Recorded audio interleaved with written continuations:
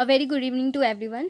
आज हम डिस्कस कर रहे हैं DSSB TGT नेचुरल साइंस का फीमेल कैंडिडेट्स का शिफ्ट नंबर 1 का एग्ज़ाम पेपर, जो कि 8:30 टू 10:30 के शिफ्ट में हुआ था 27 सितंबर को।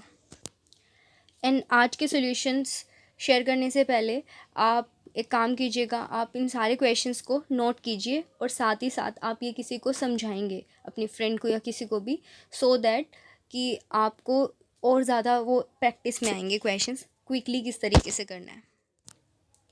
तो जैसा मैंने आपको पहले भी बताया था, DSSB के 3 शिफ्ट में फीमेल कैंडिडेट्स के और 2 शिफ्ट में मेल के हुए थे। हमने शिफ्ट नंबर 1 का ना ही अब तक फीमेल कैंडिडेट का सोल्व किया और ना ही मेल का। तो अब हम शिफ्ट नंबर 1 फीमेल कैंडिडेट का करते हैं। तो आइए स्टार्ट करते हैं केमिस्ट्री के क्वेश्चंस के साथ और साथ में कुछ बायो के क्वेश्चंस। तो आइए स्टार्ट करते हैं। तो हम केमिस्ट्री से शुरू करने जा रहे हैं। आपकी स्क्रीन पे क्वेश्चन नंबर 1 दिखाई दे रहा होगा। इसमें पूछा है नॉन आयरन और अमंग द फॉलोइंग, कौन सा इसमें से नॉन आयरन है। तो आपको ये क्विकली करना है एग्जाम में। ध्यान से देखिएगा, चाल्कोसाइड का फॉर्मूला होता है Cu2S और बाकी नीचे सारों में आयरन है, ये आयरन के ओर्स होते हैं, जैसे कि आयरन पायराइट FeS2। नेक्स्ट ऊपर वाला FeO, इसका फॉर्मूला आप चेक कर सकते हैं बुक्स में, इस तरीके से होता है। ये रिपीटिंग यूनिट्स रहते हैं साथ साथ। और साइड्राइट क्या होता है FeCO3। ये हर एग्जाम में आए हुए हैं, तो आपको ये सारे लर्न करने हैं। 10th क्लास की बुक में मिल जाएंगे आपको NCERT, और 12th में भी हैं। तो आप ये करिए। चाल्कोसाइड क्या होता है, कॉपर का और होता है। तो यहाँ पे नॉन आयरन कौन है, copper. Question number 2 again extraction वाले चैप्टर में से है, क्लास 12th। इसमें पूछा है कौन सी इनकरेक्ट स्टेटमेंट है इसमें से। तो देखिए, सबसे पहले तो कैल्सिनेशन क्या होता है। देखो यहाँ C वर्ड आ रहा है ना, तो जब भी कार्बोनेट्स की, जब हम क्या करते हैं, उनको बर्न करते हैं, हीट करते हैं इन एब्सेंस ऑफ एयर या लिमिटेड सप्लाई ऑफ एयर, तो यहाँ से ZnO + CO2 बनता है। तो ध्यान दीजिएगा, ये C वर्ड आ रहा है ना, और रोस्टिंग किसकी होती है, सल्फाइड की। तो देखिए सल्फाइड में और रोस्टिंग में भी एक शब्द आ रहा है S। तो ये ध्यान रखना, सल्फाइड्स की रोस्टिंग होती है और कार्बोनेट्स की कैल्सिनेशन।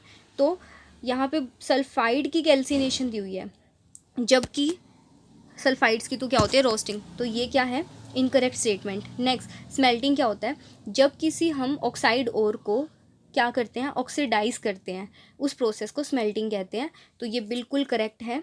ये पूरा डिटेल में मैं अभी आपको ऊपर से बता रही हूँ। नेक्स्ट, अब ध्यान से देखिएगा, किसी भी चीज़ पर आयन पे पॉजिटिव चार्ज है, कैटायन, तो C goes to C, A goes to A। तो कैटायन कैथोड पे जाते हैं, तो ये हमेशा कैटायन की फॉर्म में आता है, तो ये कैथोड पे जाना चाहिए, जबकि एनोड दिया है, इसका मतलब ये क्या है, इनकरेक्ट। नेक्स्ट, ZnCO3 हीट करते हैं, इसे रोस्टिंग बोला। अभी मैंने क्या बताया था कि कार्बोनेट्स की क्या होती है, कैल्सिनेशन, फ्री सप्लाई में हम उसे हीट करते हैं। तो ये स्टेटमेंट गलत है। तो इनमें से एक ही करेक्ट स्टेटमेंट है, दैट इज़ ऑप्शन नंबर 2। तो अब हम नेक्स्ट क्वेश्चन की तरफ बढ़ेंगे। ये बहुत आसान क्वेश्चन है, बहुत ज़्यादा आसान क्वेश्चन है। इसमें पूछा कौन सा electronic configuration does not belong to same family, जो सेम फैमिली के मेंबर्स नहीं हैं। तो आप एक चीज़ नोट कीजिए, सब में पीछे S1 आ रहा है, जबकि यहाँ पर ये है आउटर मोस्ट शेल। तो इसमें आप देखिए, यहाँ पे आप देख सकते हैं 5 और 2 7, ये 17th ग्रुप का मेंबर है, और जबकि ये सारे D10 D10 D10, तो ये कौन से ग्रुप के मेंबर्स हुए, ये कॉपर वाली फैमिली है। कॉपर, फिर Au, फिर Ag, ये क्वाइनेज मेटल्स होते हैं ना। कॉपर की अगर कॉन्फ़िगरेशन ध्यान है तो सबकी ध्यान आ जाएगी। क्वाइनेज मेटल जिनसे पुराने ज़माने में सिक्के बनते थे, तांबा, और उल्टा लिख दिया यहाँ पे Ag और नीचे Au। तो तांबा, फिर उससे महंगी क्या होती है, चांदी, उससे महंगा क्या होता है, गोल्ड। तो ये ध्यान रखना। तो ये सारे हमारे एक ही फैमिली के हैं, पर कौन सा इनमें से अलग है, तो है ऑप्शन नंबर 4। तो नेक्स्ट पे चलते हैं। ये क्वेश्चन बहुत ही ज़रूरी क्वेश्चन है, जो कि काफ़ी अच्छा क्वेश्चन है। इसे मैं आपको अभी भी सॉल्व कर रही हूँ और साथ में आपको इसके नोट्स भी दूंगी, बिल्कुल सॉल्व किए हुए। तो ध्यान से देखिएगा, पहले मैं बिना नोट्स के आपके सामने सॉल्व कर रही हूँ। इसे करते कैसे हैं। क्वेश्चन में पूछा है कि कितने नंबर ऑफ एटम है CO2 में। बाद की स्टेटमेंट हम बाद में ही पढ़ेंगे, राइट। हर चीज़ों को हमें सिंपल लेना चाहिए। तो पहले इतना पार्ट समझ लीजिए, total number of atom present in CO2। एक बात बताइए, एक CO2 के मॉलिक्यूल में टोटल कितने एटम है, 3 एटम है। तो 2 CO2 में कितने होंगे, ध्यान से देख के बताइएगा, 6 एटम होंगे, है ना। और अगर मान लीजिए मैं कहूँ कि 3 CO2 में बताओ, एक CO2 में 3 एटम है, तो 3 में कितने होंगे, 9। पहले इतना पोर्शन कर लेते हैं, फिर आगे का पढ़ेंगे ये क्या लिखा है। तो ध्यान रखिए, आप किसी तरीके से CO2 मॉलिक्यूल निकालो जो आगे का पार्ट पूछा है, उसके बाद हम एटम अपने आप निकालेंगे, क्योंकि एक मॉलिक्यूल में 3 एटम है। मान लो 10 मॉलिक्यूल है तो कितने एटम होंगे? 30। तो हम क्या करते हैं, अब ये वाला पार्ट सोल्व करेंगे, ध्यान से सुनिएगा। इसमें बोला है कि अगर ये मेरे पास एयर है, हाँ, इसके अंदर 0.03% CO2 है। तो ये पूछा है कि इसमें कितने नंबर ऑफ कार्बन एटम्स होंगे, और अभी और भी है इस क्वेश्चन में, पर आप इतना समझ लिए सबसे पहले कि अगर ये मेरे पास 100% एयर है, 100%, तो उसमें CO2 कितना है? 0.03%। यहीं से अपना क्वेश्चन बनेगा। तो स्टार्ट करते हैं। पहले आप क्वेश्चन को रीड कीजिए अच्छे से।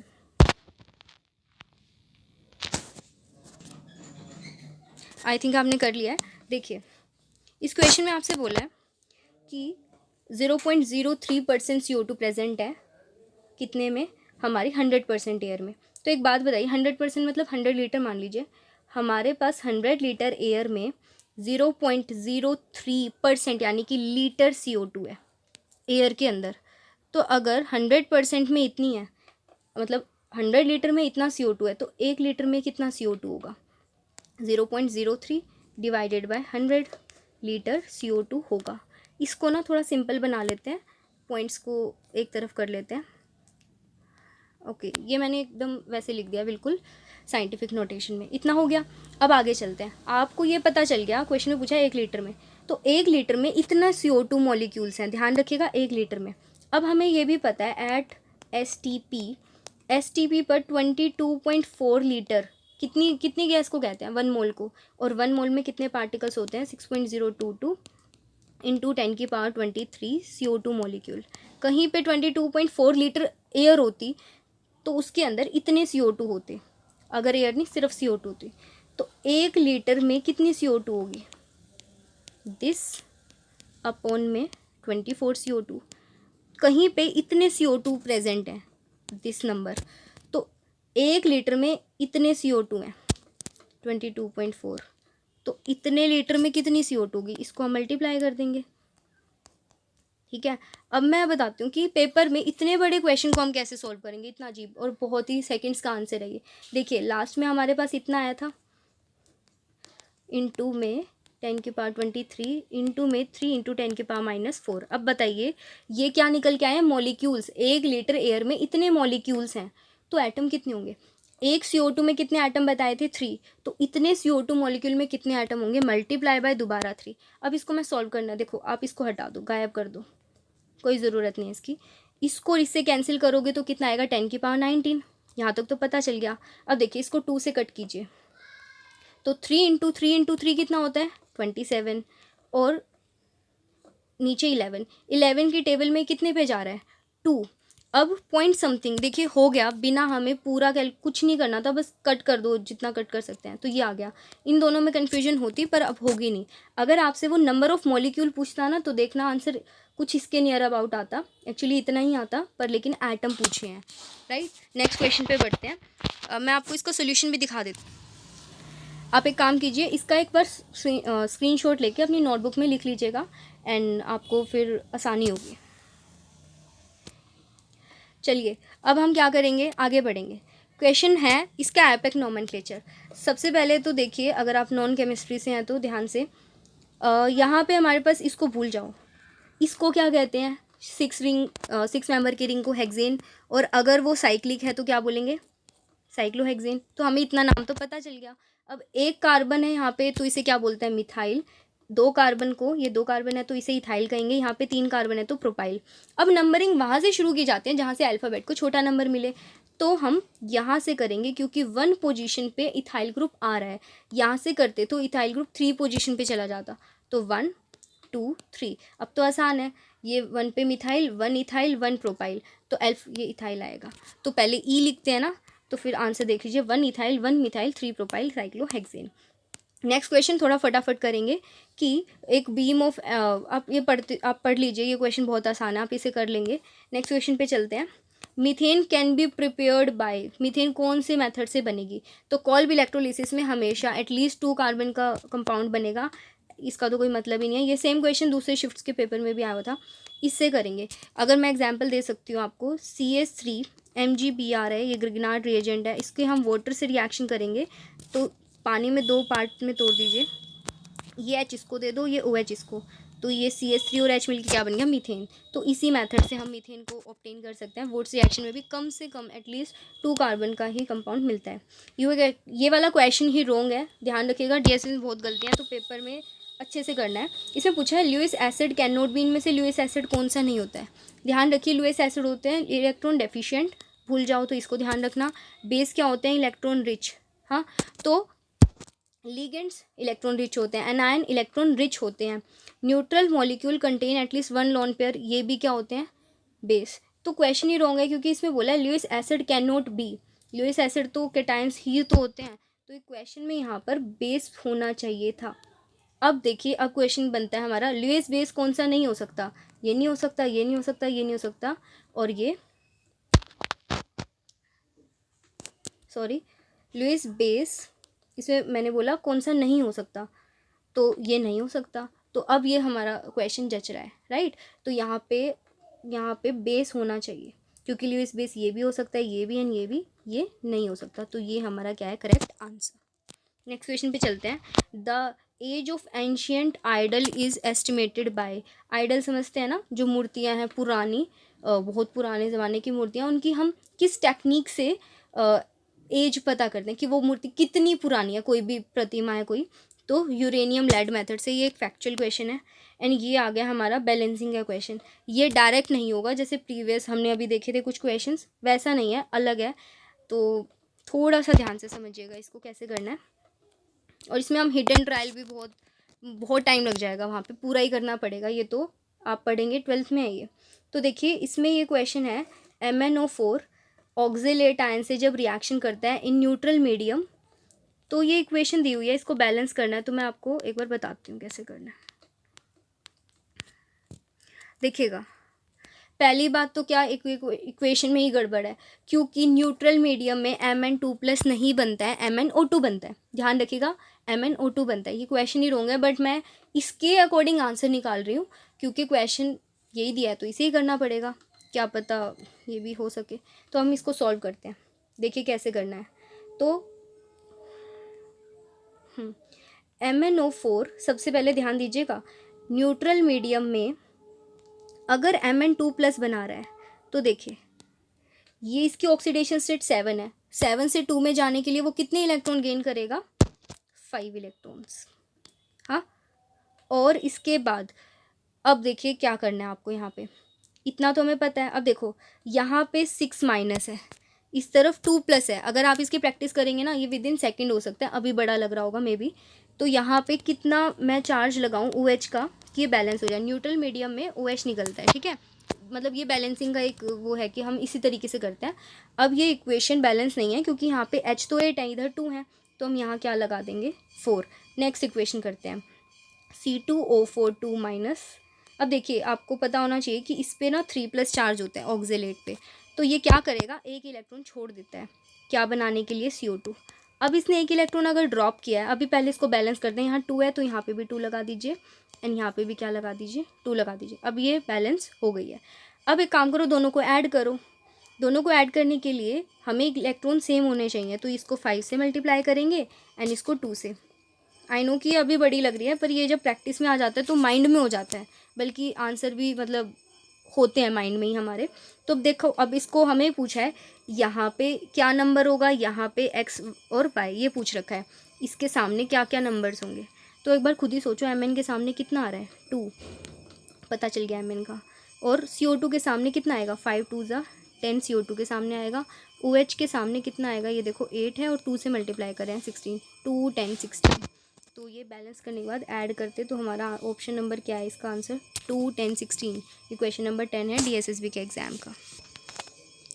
ओके, तो ये आप ध्यान दीजिएगा। अब अगला क्वेश्चन है, ये मैं आपको बताती हूँ किस तरीके से करना है, बहुत ही आसान है। इलेक्ट्रॉन की एंथैल्पी किसकी ज़्यादा नेगेटिव होती है, फ्लोरीन और क्लोरीन में से। ये एक्सेप्शनल केस भी है, मतलब कह सकते हैं एक्सेप्शनल। तो इसकी ज़्यादा नेगेटिव होती है, होनी चाहिए इसकी, पर होती इसकी है।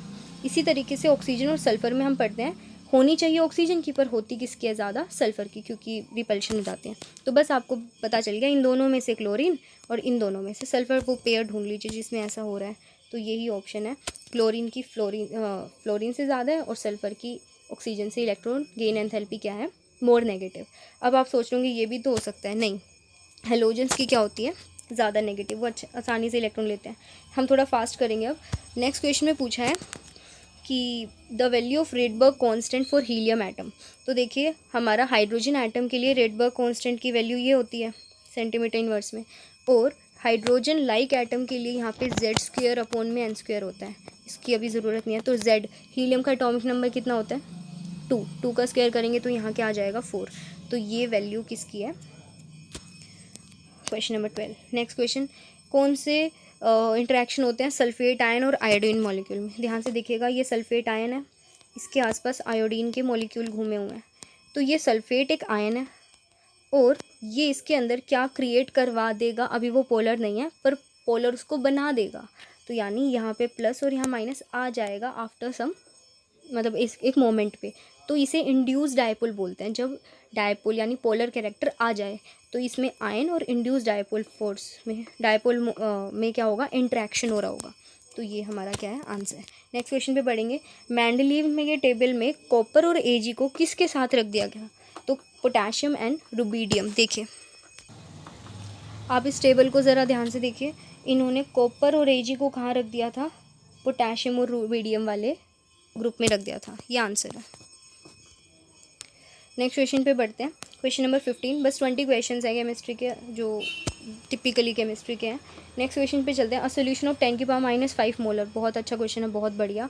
इसमें पूछा है कि पीएच क्या होगा। तो पहले तो आपको ये पता होना चाहिए पीएच और पीओएच टोटल कितना होता है, 14।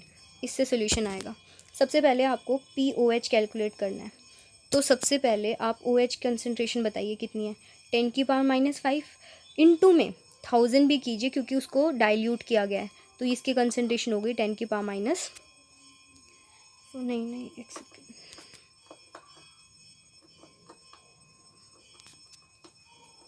-2। एक गड़बड़ है इसमें, डाइल्यूट किया है हमने, यानी मोलैरिटी अपॉन में वॉल्यूम। तो पहले मोलैरिटी इतनी है, इसको हमने पतला करा है, पानी डाल दिया, तो वॉल्यूम आप यहाँ पे इसको क्या करेंगे, 1000 टाइम्स हमने क्या किया, डाइल्यूट किया है, तो ये हो जाएगी कंसनट्रेशन 10⁻⁸। तो अब देखिए OH की कंसनट्रेशन 10⁻⁸ है, और कितना डाइल्यूट सोल्यूशन होगा ना वो, तो POH निकालो। POH कैसे निकालते हैं, -log, एक और ट्रिक है इसके पीछे, पर अभी मैं पूरा ही बता रही हूँ क्योंकि एक बार बताना चाहिए। तो ये देखिए हमने 10⁻⁷ इसमें ऐड करेंगे, करते हैं जब सोल्यूशन बहुत डाइल्यूट हो। इसमें से 10⁻⁷ मैंने एक बार पहले भी क्वेश्चन कराया हुआ है, 10⁻⁷ कॉमन निकाल लीजिए। तो ऐसा करेंगे तो अंदर बचेगा 10⁻⁻1 + 1, जिसे हम इसको क्या लिख सकते हैं, 0.1। 0.1 में 1 जोड़ोगे तो कितना आएगा, 1.1। तो मैं पूरा डायरेक्ट कर रही हूँ अभी इस सब को हटा के, तो यहाँ आएगा 1.1, ठीक है। और यहाँ पे लॉग का फॉर्मूला भी ओपन हो जाएगा, यहाँ लॉग आएगा साथ में, तो log 10⁻⁷ प्लस log 1.1। जब आप इसको 1.1 को भी सॉल्व कर देंगे तो ये कुल मिला के आपका POH आएगा 6.95। सॉल्व कर लेना। अब pH कितना आएगा, 14 में से माइनस कीजिए, 7.05। तो ऑप्शन नंबर 2 है, ध्यान रखिएगा, pH पूछा है। नेक्स्ट क्वेश्चन में पूछा है इनमें से कौन से डिस्प्रोपोर्शनेशन रिएक्शन नहीं है। तो आपने शायद ये पढ़ा भी हो, ये देखो ऑक्सीडेशन स्टेट इसकी एक बार कम हो रही है और एक बार बढ़ रही है। आपको डिस्प्रोपोर्शनेशन अगर पढ़ना है तो मैं डिस्क्रिप्शन बॉक्स में प्लस ऊपर आपको लिंक मिल जाएगा, एक वीडियो में समझाया क्या होता है। तो आप देखिए इसमें हो रहा है, इसमें भी एक बार ऑक्सीडेशन हो रहा है, एक बार रिडक्शन भी हो रहा है, और यहाँ पे भी ऑक्सीडेशन रिडक्शन दोनों चल रहे हैं। तो ये तीनों डिस्प्रोपोर्शनेशन है, ये नहीं है। मैं एक बार ये बता देती हूँ इसे क्या कहते हैं और इसे क्या कहते हैं। इसे बोलते हैं पोटेशियम थायोसल्फेट, पोटेशियम थायोसल्फेट, इसे पोटेशियम टेट्राथायोनेट। तो आप जब इसका स्ट्रक्चर बनाएंगे ना, ये हमारे पास सल्फेट होता है, तो यहाँ पे ये सल्फेट है, O की जगह S आ जाता है, इसे थायोसल्फेट। इसमें ऑक्सीडेशन स्टेट एक बार 5 होती है, एक बार 0, और इसके अंदर काफ़ी बड़ा स्ट्रक्चर आएगा। यहाँ पे double bond O, double bond O, O-, फिर यहाँ Na। ये स्ट्रक्चर किस चीज़ का बना रही हूँ मैं, अभी जो साइड में प्रोडक्ट आया, इसकी ऑक्सीडेशन स्टेट 0 0। तो काफ़ी चीज़ें हैं इसके अंदर। स्ट्रक्चर देख लीजिए एक बार, स्ट्रक्चर देखिए वो जो मैं अभी लास्ट में बता रही थी, टेट्राथायोसाइनेट, ऐसा स्ट्रक्चर होता है SS। एक और देखिए इस तरह का स्ट्रक्चर होता है। तो यहाँ पे इसकी जो ऑक्सीडेशन स्टेट निकल के आएगी, तो जब आप इसकी ऑक्सीडेशन स्टेट निकालेंगे तो कुछ इस तरीके से आएगी। ठीक है, ये इनकी ऑक्सीडेशन स्टेट्स हैं।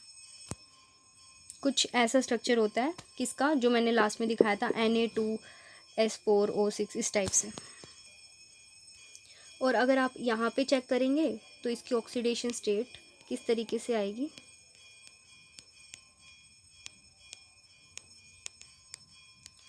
इसकी कितनी आएगी -2 और इसकी कितनी आएगी +6, जबकि दूसरे वाले में सल्फर की ऑक्सीडेशन स्टेट एक बार 0 थी और एक बार +5 थी। तो ये डिसप्रोपोर्शनेशन रिएक्शन नहीं है। कोरोजन में से कौन सी प्रोसेस है, मैं बताती हूँ इसको पेपर में जल्दी कैसे करना है। देखिए कोरोजन अपने आप नेचुरल प्रोसेस है, नॉन स्पॉन्टेनियस नहीं, वो तो स्पॉन्टेनियस है, तो ये कट, आर्टिफिशियल का तो नाम ही नहीं है, तो फिर ये हमारा क्या हो जाएगा आंसर। नेक्स्ट क्वेश्चन है, इसमें पूछा है कितने आइसोमर हो सकते हैं। आप देख सकते हैं इसमें कार्बन के रिस्पेक्ट में हाइड्रोजन कम है, तो पक्का यहाँ डबल बॉन्ड होगा। तो कार्बन और कार्बन में क्या है, double bond, Cl Cl H और H। अब यहाँ मैंने Cl को एक साइड रखा है, तो ये इसकी सिस फॉर्म है। Cl को इस तरीके से अपोजिट कर दीजिए, तो ये इसकी कौन सी फॉर्म है, ट्रांस। दो तो यही हो गए हैं। एक और कीजिए, ये भी तो हो सकता था कि Cl एक ही कार्बन पे हो, तो फिर तो हमारे कितने आइसोमर हो सकते हैं, 3। नेक्स्ट क्वेश्चन पे चलते हैं। देखिए आपको ये एक फॉर्मूला दिया हुआ, नाम दिया हुआ है, इसका स्ट्रक्चर आपको आना चाहिए, नॉन 1 2 4 5 टेट्रा इन 7 आइन। आपको पूछा इसमें कितने sp और sp2 हाइब्रिड ऑर्बिटल्स हैं। तो ये स्ट्रक्चर है, 9 कार्बन की चेन है, इसमें फर्स्ट सेकंड फोर्थ और फिफ्थ पे बोला है डबल बॉन्ड, और 7 पे ट्रिपल बॉन्ड बोला है। तो आपको देखिए sp ये रहा 2 sp, एक ये बीच वाला sp, ये वाला sp, कितने sp हो गए हैं, 4 sp हैं, और ये sp2 है, ये sp2 है, एंड ये sp2 है, ये sp2 है, टोटल 4 sp2 एंड 4 sp। तो यहाँ आप देख सकते हैं 4 sp2 हैं और 4 sp। नेक्स्ट क्वेश्चन पे चलते हैं, which of the following ion does not give conjugate base, कौन सा कॉन्जुगेट बेस नहीं देता है। तो ध्यान रखिएगा फॉस्फोरिक एसिड की सीरीज ही यहाँ से शुरू होती है, यहाँ से H3 से शुरू होती है। तो H3PO2 का स्ट्रक्चर मैं दिखाती हूँ। तो डबल बॉन्ड हो, एक OH तो होगा ही होगा फिर से, तो ये हमारा क्या है स्ट्रक्चर, ये नहीं आएगा। चलिए तो अब एक बात बताइए, ये पहला मेंबर है इस सीरीज़ का, इसने अगर H लूज़ कर दिया, क्या कोई H है निकलने के लिए, क्योंकि कोई O से नहीं जुड़ा है, तो ये सिर्फ एक ही H+ छोड़ सकता है, तो इसने वो छोड़ दिया, ये तो, और ये क्या बन चुका है ऐसा, क्या ये अब छोड़ सकता है, नहीं। तो ये बस यही इसका आंसर है, बाकी सब में अभी भी एक H+ है छोड़ने को। आइडोफॉर्म टेस्ट इसमें से कौन नहीं देगा, जब भी C डबल बॉन्ड हो के साइड में CH3 हो, या COH नीचे H और यहाँ CH3, इस केसेस में आइडोफॉर्म टेस्ट होता है। ये ग्रुप देख लीजिए, ऐसा कौन सा केस है जिसमें C डबल बॉन्ड O के साथ या CHOH के साथ CH3 प्रेजेंट है, सिर्फ उस केस में आइडोफॉर्म टेस्ट होगा। तो फर्स्ट क्वेश्चन में आइडोफॉर्म टेस्ट हो जाएगा। Next question, handle of pressure cooker are made of, ये तो बहुत आसान क्वेश्चन है, जिससे कि हमारे घर के स्विच बोर्ड बने रहते हैं, बैकेलाइट। सिरेमिक स्टैंड फॉर, आप ये पढ़ लीजिए, बर्न मटेरियल। नेक्स्ट अब बायो के कुछ क्वेश्चंस आ गए हैं, बहुत ही आसान। बायो मैग्नीफिकेशन फूड चेन में किसकी वजह से बढ़ती चली जाती है, कौन सा ऐसा पॉल्यूटेंट है या जो भी हार्मफुल केमिकल है, DDT। Ozone layer harmful radiation किससे बचाता है, कौन सी रेडिएशन से, UV। Next question, holozoic nutrition amoeba, सबने पढ़ रखा है ये 7th से। नेक्स्ट क्वेश्चन में पूछा है स्पीच और लैंग्वेज, ये तो हमारा टीचिंग मैथोडोलॉजी का, पेडागोजी का भी पार्ट होता है, अफेजिया। नेक्स्ट क्वेश्चन, कैडमियम जब भी आएगा ना, कौन सी बीमारी, इटाई। और एक और बात ध्यान रखना, लंग कैंसर भी प्रॉब्लम क्रिएट करता है कैडमियम, पानी में हो तो। नेक्स्ट क्वेश्चन है, ओजोन डिप्लीशन के लिए कौन सा प्रोटोकॉल चल रहा है, मॉन्ट्रियल। ध्यान रखिएगा, एक कोयोटो भी होता है, एक ओजोन के लिए मॉन्ट्रियल, एंड ग्लोबल वार्मिंग के लिए, ग्रीन हाउस गैसेस के एमिशन को रोकने के लिए Kyoto. Next question, anthrax disease cattle के अंदर होती है, कौन सी माइक्रो ऑर्गेनिज्म, तो बैक्टीरिया। नेक्स्ट क्वेश्चन है एनवायरमेंट डे, मैंने इस पर एक अलग से वीडियो बनाई है सारी डेट्स की, तो आप वो देखिए, 5 जून, मैं डिस्क्रिप्शन बॉक्स में डाल दूंगी। नेक्स्ट क्वेश्चन, एसिड रेन के लिए कौन सा पॉल्यूटेंट रिस्पॉन्सिबल है, SO2 और NO2, जो कि पानी में जाके HNO3 और H2SO4 बना लेते हैं।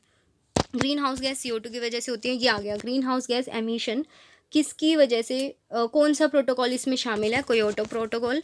नेक्स्ट गेस्टेशन पीरियड, जैसे कि जो गर्भ में बच्चा रहता है वो सबसे ज़्यादा कौन सा है ऐसा मैमल जिसके अंदर बहुत टाइम लेता है, तो एलिफेंट।